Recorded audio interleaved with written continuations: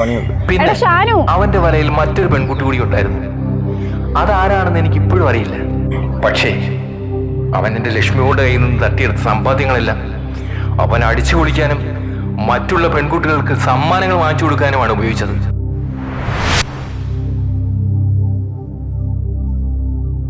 ചേട്ടൻ പറഞ്ഞില്ലേ എന്റെ അനിയന്റെ കൂടെ വേറൊരു കുട്ടിയുണ്ടെന്ന്. ആ കുട്ടിയെ കുറിച്ച് ഏതെങ്കിലും രീതിയിലുള്ള അറിവുണ്ടോ? ആ കുട്ടി ആരാണെന്നോ ഏതാണെന്നോ എന്നോട് പറഞ്ഞിട്ടില്ല. ലക്ഷ്മിയോട് ഇത്ര മാത്രമേ എന്നോട് പറഞ്ഞിട്ടുള്ളൂ.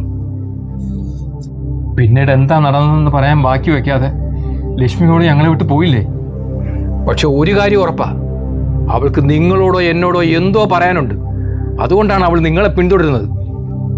അത് കഴിഞ്ഞ് എന്താ നടന്നതെന്ന് അറിയണമെങ്കിൽ ഷാനുവിന് ലക്ഷ്മിയെ കൂടാതെ വേറൊരു ബന്ധം ഉണ്ടെന്നല്ലേ പറഞ്ഞത്? അതാരാണെന്ന് നമുക്ക് കണ്ടുപിടിക്കണം. അതറിയാവുന്ന നിങ്ങളുടെ അനിയന് മാത്രമാണ്. ഇത് നമുക്ക് ഷാനുവിനോട് തുറന്നു ചോദിച്ചാലോ? വേണ്ട, ഇപ്പൊ അവനോടൊന്നും പറയണ്ട. സമയമാകുമ്പോ നമുക്ക് അവനോട് ചോദിക്കാം. ശരിയാണ്, നിങ്ങൾ അനിയനോട് ഇപ്പോഴൊന്നും പറയാൻ നിൽക്കണ്ട. ലക്ഷ്മി മോക്ക് വ്യക്തമായ എന്തോ ഉദ്ദേശമുണ്ട്. അതുകൊണ്ടാണല്ലോ നിങ്ങളെ എൻ്റെ അടുത്ത് അവൾ എത്തിച്ചത്. അപ്പൊ ഇത് അനുഭവിക്കുന്നത് ഞാനും എന്റെ കുടുംബമാണല്ലോ. ഞങ്ങളിപ്പോ എന്ത് ചെയ്യും? നിങ്ങൾക്ക് എത്രത്തോളം വിശ്വാസം ഉണ്ടാവുമെന്ന് എനിക്കറിയില്ല. കഴിഞ്ഞ വർഷം ഞങ്ങളുടെ കുടുംബക്ഷേത്രത്തിൽ ചില പ്രശ്നങ്ങൾ പരിഹരിക്കാനായിട്ട് ഒരാൾ വന്നിരുന്നു. അദ്ദേഹത്തിന് നിങ്ങളെ ഒരുപക്ഷെ സഹായിക്കാൻ പറ്റിയേക്കും.